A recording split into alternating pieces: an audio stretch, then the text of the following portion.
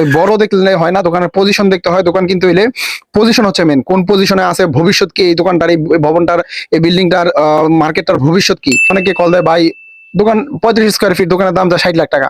আরে ভাই আপনি তো দোকান সম্পর্কে আইডিয়াই নেই আপনার। 35 স্কোয়ার ফিট কেন বললাম, গতকালকে নিউ মার্কেটে একটা দোকান দেখাইছি, দোকানটা হচ্ছে অর্ধেক, একটা রুমের অর্ধেক হইতে পারে, মানে এত ছোট একটা রুম তো বুঝেন, এটা অর্ধেক স্যান্ডউইচ খানা, একদম স্যান্ডউইচ সাইজের দোকান।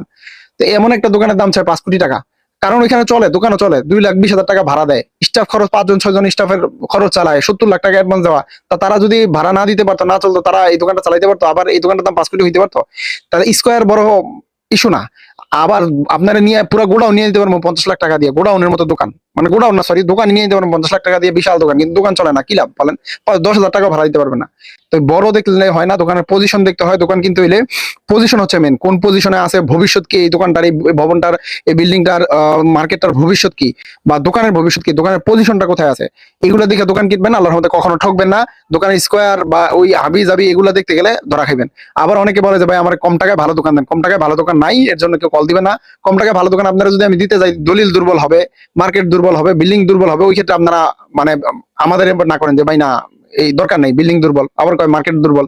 তাহলে যদি এরকমই করেন, তা ওইখান থেকে আমি বলবো কম টাকায় ভালো কোনো দোকান নাই, ভালো অ্যামাউন্ট লাগবে, ভালো দোকান নিলে ওই ক্ষেত্রে আমার সাথে যোগাযোগ করবেন। আসসালামু আলাইকুম।